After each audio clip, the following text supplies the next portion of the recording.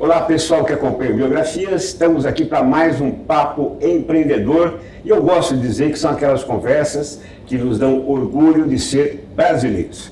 Nosso convidado de hoje é de um setor que quando a economia está ruim, ele faz de tudo para bombar. Porque pesquisa, porque investe, cria estratégias, que é o varejo, né? Eu estou aqui com uma das mentes brilhantes do varejo, eu conheço há mais de 16 anos, porque quando eu lancei a biografia do Sr. Samuel Klein, ele era o principal executivo da área comercial que englobava na Casas Bahia compras, vendas e propaganda. Esse rapaz aqui exerceu uma carreira solo maravilhosa, criou agência, depois voltou a ser CEO e executivo de grandes redes, como na máquina de vendas, insinuante, e agora, em 2017, volta para o mercado da propaganda com a Pulse, uma nova agência focada em varejo. Alan Barros, que honra tê-lo aqui, uma grande alegria, obrigado pela confiança, igualmente, de participar. E eu já vou direto nesse ponto da Pulse para depois contar a tua história, aquela história que ninguém sabe que você viveu. Essa é da boa. Porque eu sei como é maravilhoso, e eu sempre percorri, poder praticar, né? Poder exercer a atividade que eu amo, que é exatamente escrever livros, biografias e outros projetos. E você tem uma agência focada em varejo. Exato. Então conta um pouquinho o que é poder colocar em prática aquilo que você acredita. Começando que eu amo varejo, né? Eu não conseguiria viver se não estivesse próximo ao varejo, próximo à operação do varejo. Que é o dinamismo que ele te traz, a intensidade que ele te proporciona. De tudo que você faz hoje, você sabe o resultado amanhã, é única, é quase que um vício. Tem muitos profissionais que não estão nem preparados para isso, porque no segmento principalmente de publicidade, geralmente os movimentos são mais longos, né? Você começa o processo agora, entra com o flight, entra com a comunicação, você vai fazer pesquisa para avaliar, o ciclo leva uns 6 meses, vamos falar assim, de um processo tradicional. O varejo não, o varejo é de hoje para amanhã, não deu certo, você tem que estar preparado para se mexer, você tem que ter pensado antes de propor uma solução, que aquela solução pode não resolver, o que você faz se não resolver, como que você reverte, como é que você acelera se estiver dando certo, porque às vezes também se acerta na mão, você precisa exponenciar, e isso é um vício. Eu tenho essa paixão desde que eu comecei a trabalhar. Então a gente consegue, aqui na Pulse hoje, a gente consegue levar isso ao extremo. Porque a gente faz isso para os nossos clientes, a gente faz isso como uma plataforma de inovação, a gente se obrigou a criar os nossos próprios negócios.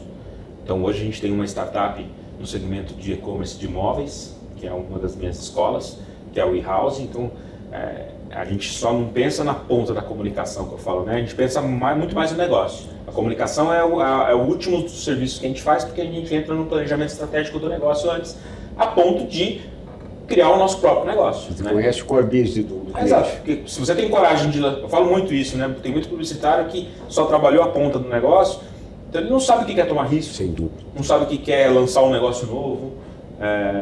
Outro dia eu fui não vou falar aqui o nome, mas eu fui visitar um grande player que é uma startup, né? Eu recebi um jovem me recebeu com toda a pompa do negócio que ele representa. Falou, o senhor conhece uma startup? Né? Eu falei, eu tenho 2. Você veio, né? Ele veio olhando, tem um pouquinho de cabelo branco aqui, o cara pensa que você nem sabe o que é uma startup. Eu falei, não, tem 2. Conhece o lado A e o lado B. E esse é o nosso grande diferencial aqui, né? Além de gostar do varejo, é saber ajudar os nossos clientes no antes. A comunicação ela é o grande finale de uma estratégia bem pensada.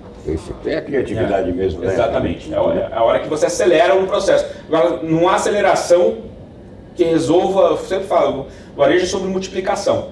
Você não consegue acelerar, multiplicar zero. Sim.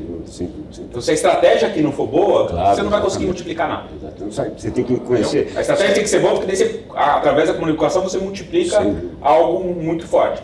Tem muita gente que reclama da comunicação, mas porque está multiplicando zero. Zero, exatamente. Quando você multiplica zero, o resultado. Tem internamente tem uma velocidade para suportar aquilo que vem, né? Perfeito.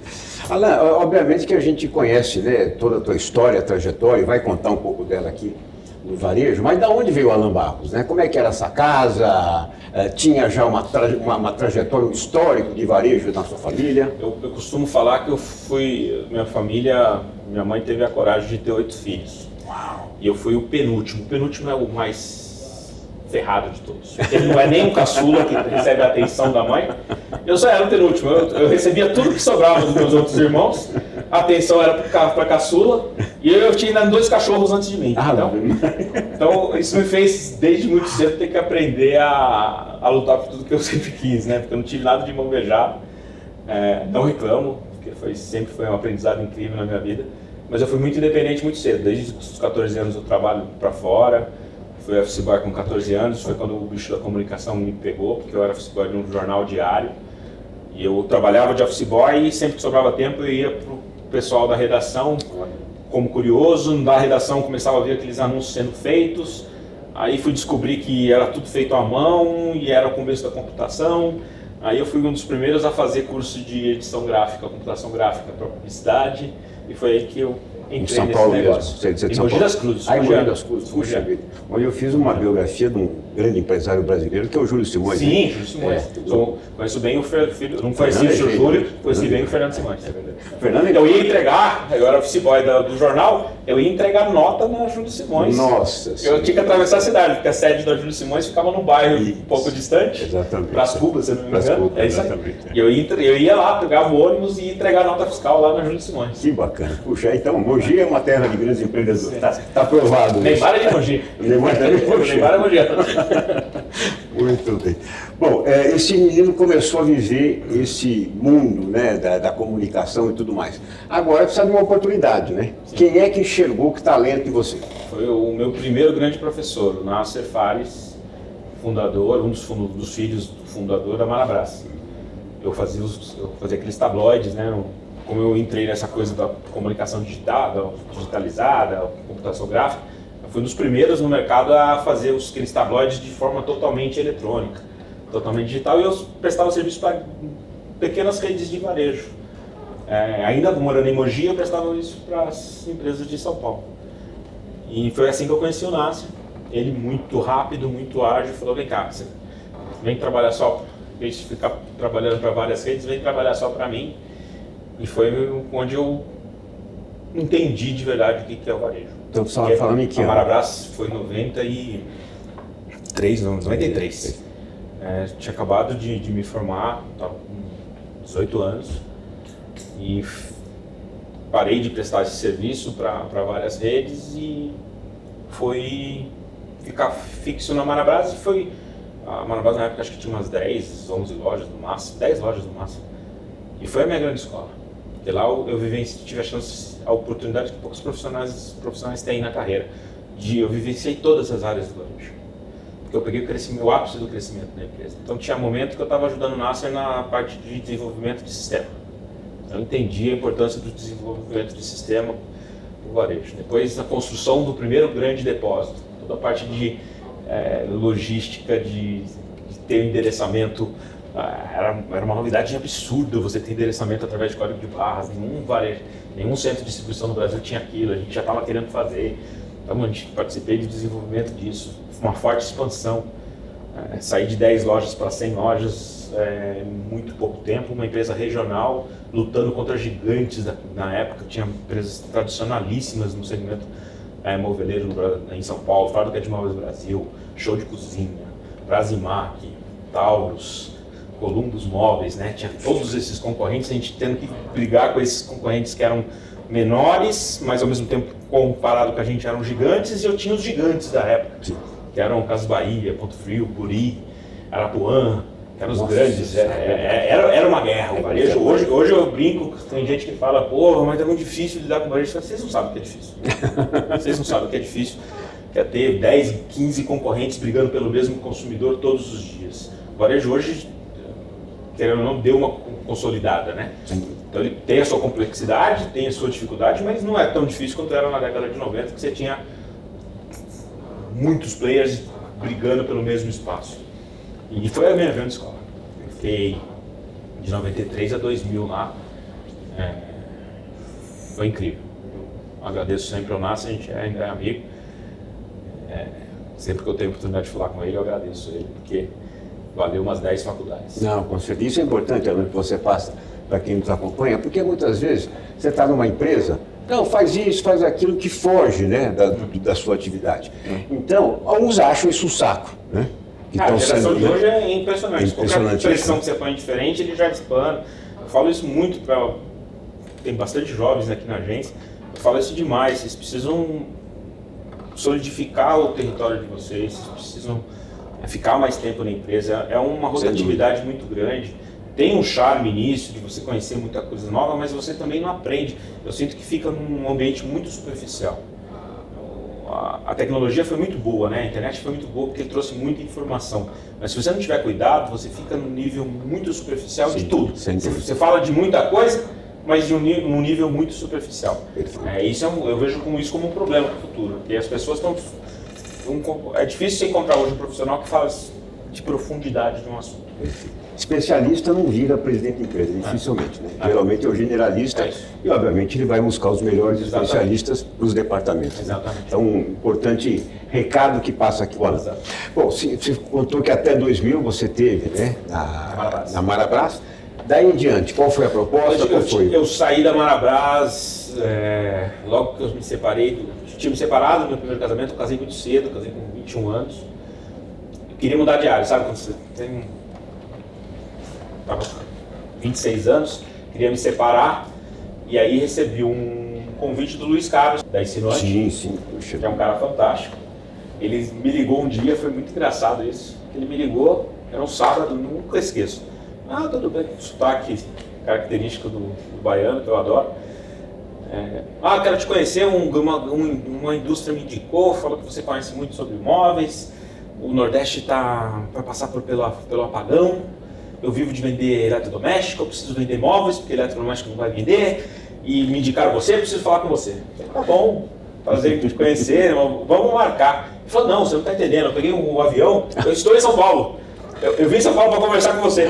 Era um sábado. Nossa, eu falei, como assim? Esse é o varejo, né? Como assim? E a gente nem se conhecia. Não, estou aqui em São Paulo, gostaria muito de conversar contigo. Eu falei, puta, e eu estava visitando loja. Eu adoro visitar clima de loja que você encontra as melhores soluções. E aí a gente foi almoçar, foi surreal, porque almocei com ele no sábado, na segunda-feira eu estava em Salvador, na quarta-feira eu estava contratado.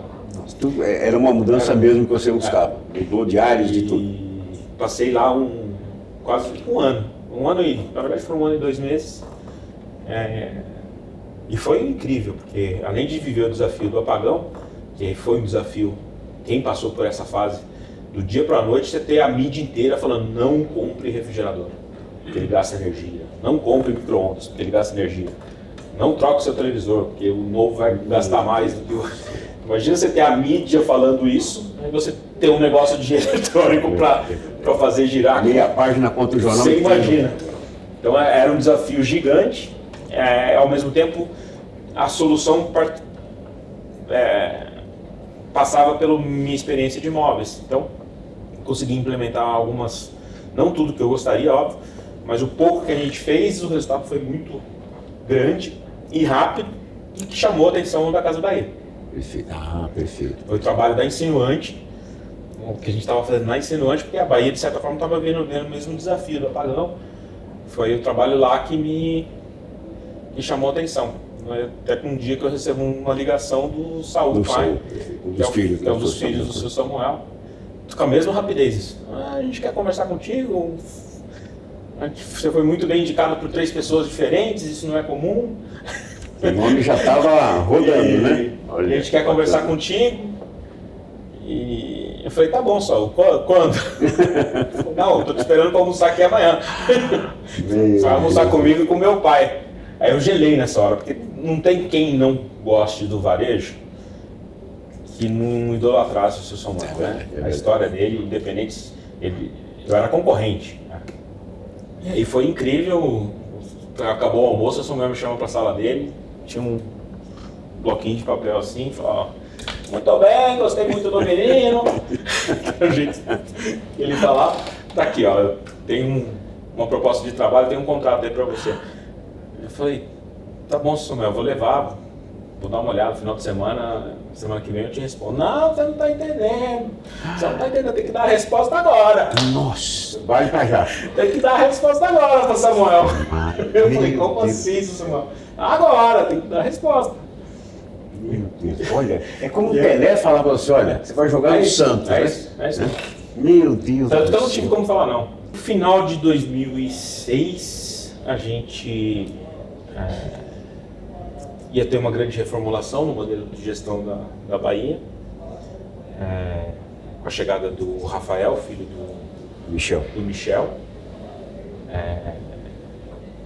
que culminou depois até na saída do Saúl também. Uma mudança estratégica no modelo da operação, que para mim não fez muito sentido. Por mais que eu gostasse da companhia, eu gosto muito de ter um propósito muito claro, eu sou movido a isso. Não é só sobre dinheiro, não é só sobre... Se o propósito se eu não levanto a cabeça do travesseiro de manhã com um propósito claro, fica muito difícil. Entendo bem o que você está falando, porque eu também vivo isso. Então, eu não sei, naquele momento, naquela mudança que a empresa estava sendo redirecionada, não fazia muito sentido. E eu já estava com um sentimento na cabeça, porque eu tinha visto muito ali a operação. Eu pude brincar de ter uma agência de propaganda sem ter a responsabilidade. Foi um grande test drive, porque a operação, se você viu lá funcionando, né? Tinha uma operação, a gente tinha um emblema da Young Rubio, mas a operação era totalmente gerida pela Casas Bahia. A Casas Bahia operava aquela agência, aquela equipe. Muitos deles são aqui comigo até hoje. Então eu falei, cara, quer saber? Eu recebi convite de todos os varejistas. Todos os varejistas do mercado me convidaram logo que eu saí da Bahia. Eu falei, agora está na hora de empreender. Vamos empreender. Foi quando eu lancei minha primeira agência. Foi a Fala, que tinha um propósito parecido com o da Pulse, mas não se assumia como uma agência especialista em varejo, né? Acho que foi um dos meus erros ali na Fala, mas ela cresceu muito rápido. A Fala ficou entre as 20 maiores agências do país em 2 anos. 2 anos. Foi um negócio exponencial, a gente foi muito bem. Me faltou muita experiência como aí gestor de empresa, que eu nunca tinha sido, né? Quando você cuidar da parte financeira, cuidar da parte contábil, parte jurídica, que eram coisas que não fazia parte do meu dia a dia, eu passei a ter que cuidar.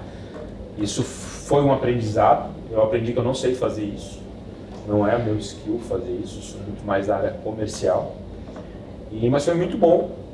Quando eu vendi, e aí eu também tive uma segunda grande experiência, né? Que é você ser assediado, grupos estratégicos quererem te comprar. E foi muito bom, porque eu consegui agora sim, aqui na Pulse, colocar tudo que eu acredito em prática. Uma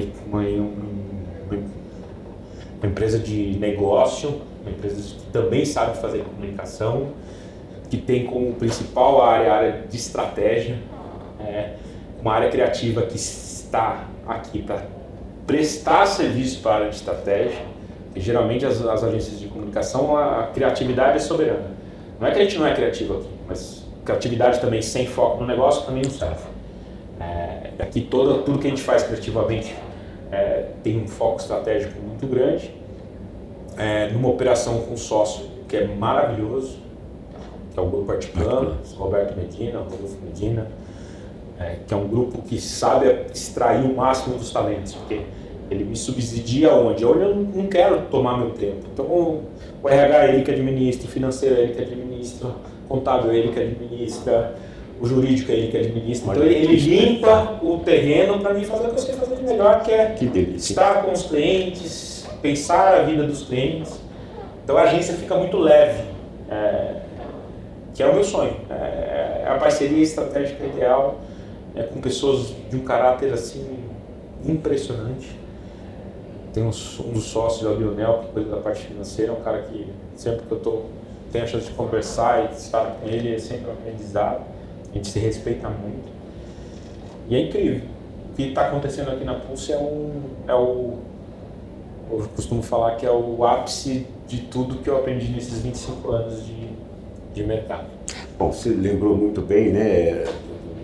Fabiano, Projeto Casas Bahia, Projeto Ricardo. Mas agora, assim, o que a gente fala, inclusão, né? Inclusão ao estudo, inclusão, né, ao ensino, há tantas coisas, né? Mas eu avalio que o teu projeto hoje, né, Acelera Aí, é uma inclusão empreendedora à propaganda, né? Nós temos uma pirâmide, né? Você pegou a base da pirâmide e está dando uma oportunidade. Então eu queria que você explicasse que projeto é esse. Quando a gente fala de comunicação, essa pirâmide no Brasil significa o quê? Eu tenho 88 mil marcas anunciantes. É um mercado gigante, tem países que não tem 10% disso. O que significa marca anunciante? São marcas que investem no ano acima de 500 mil reais.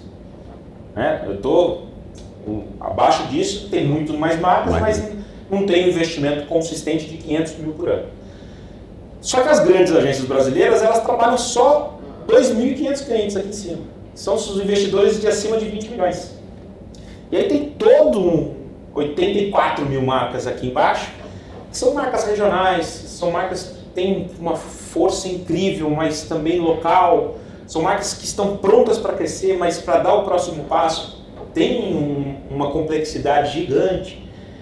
E eu sempre fiquei olhando para esse segmento, como que eu consigo entrar aqui, né? Porque no modelo tailor-made, que você atender cliente a cliente, é impossível. Nenhuma agência no Brasil, só para exemplificar o que eu estou falando, nenhuma agência no Brasil tem mais de 40 clientes. A média é 20. Você imagina isso, né? Então, uma agência grande, de grande porte, consegue atender 20 clientes, 25 clientes bem. Acima disso, ela começa a tracionar errado, começa a perder cliente. Sempre fiquei com isso na cabeça, falei, como é que eu consigo fazer um negócio que atenda aqui embaixo? E um dia veio um insight, eu estava no interior aqui de São Paulo, estava vendo um intervalo da Rede Globo, aí eu vi um intervalo do Jornal Nacional, começou a entrar uns anúncios muito ruins. Mas ruim com força. Pessimamente produzido, com a mensagem errada, com tudo. Eu fiquei reparando aquilo, eu falei, se o cara tem dinheiro para ter um Jornal Nacional e não consegue produzir direito, que loucura. Aí fiquei o intervalo seguinte de novo. O intervalo seguinte de novo.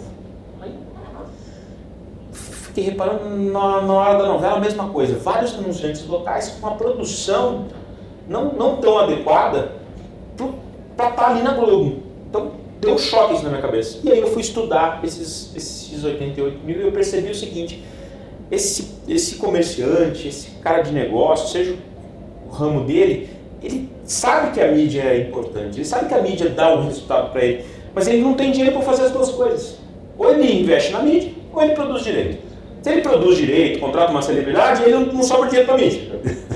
Então ele vive nessa situação.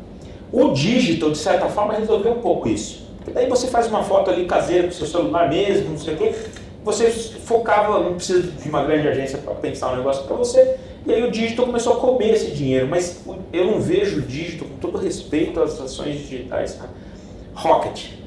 Eu não vi nunca uma empresa mudar a história dela através do digital. Nunca.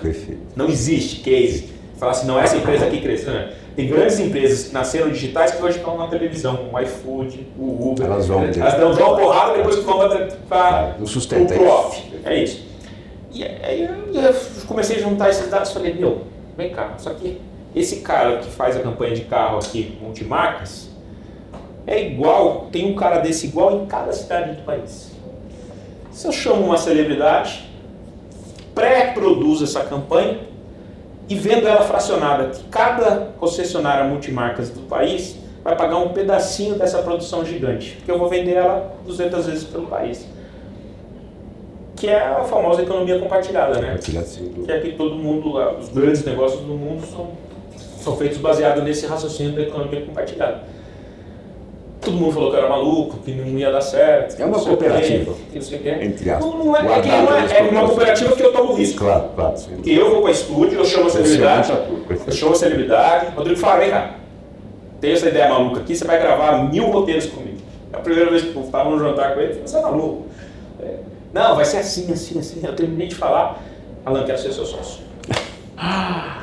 Não quero ser celebridade desse processo, não. Quero ser seu sócio, porque isso é simplesmente genial. E aí a gente levou 1 ano e meio para me estruturar. Explicando aqui é fácil. Mas hoje eu posso falar que eu sou Netflix da comunicação, da publicidade. Se você entrar no Acelera Aí, você vai ver lá mais de 1000 conteúdos pré-produzidos, não importa o que você tenha. Se você tiver uma sorveteria, se tiver vender óculos numa esquina, se tiver uma loja de moda masculina, se tiver uma loja de moda infantil, uma padaria, um restaurante, o que você tiver, você tem uma solução pronta, extremamente acessível com questão de custo e até com celebridade. O que faz o teu negócio? Então, dá um exemplo prático. Você vai em Sorocaba, aqui você consegue ter uma campanha com o Rodrigo Fara com 12 mil reais. Ela toda produzida, não é o Fara. Eu entrego o material pronto para você veicular. Aí você veicula ali 50, 60 mil reais de mídia bem comprada, bem estrategicamente, o teu negócio muda. E aí você volta.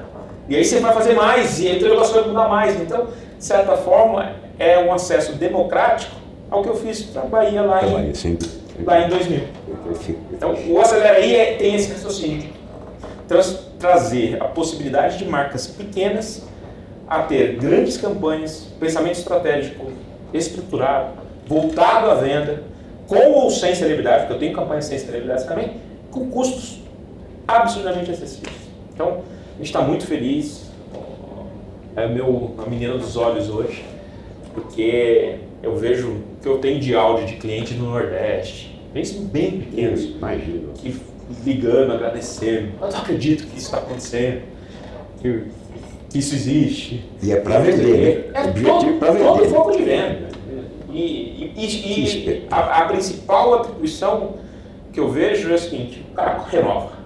Se não vende, o cara não renova. Essa é a resposta. Eu tenho clientes que já compraram um ano. Falou, eu não quero saber, você me vende o ano inteiro, eu quero reservar o ano inteiro para um concorrente meu não pegar. Que fantástico. Então, assim, nossa, é isso que... Nós vamos colocar no gerador de caracteres, mas qual é quem quiser conhecer o www.aceleraí.com.br www.aceleraí.com.br. Aí, ó, tua empresa na mídia, hein? Com gente boa, falando dela, né? Mostrando dela. Muito bem. Alain, obrigado por esse papo delicioso, né? Mais uma vez pela confiança. Obrigado pelo tempo aí seu. Eu que te agradeço. Esse é Alain Barros, CEO da Pulse, uma das principais agências de propaganda do Brasil, focada em varejo, que contou um pouquinho da trajetória, da biografia e principalmente muitas dicas empreendedoras importantes para a gente aplicar na vida pessoal e profissional. Obrigado pela sua companhia. Até a próxima.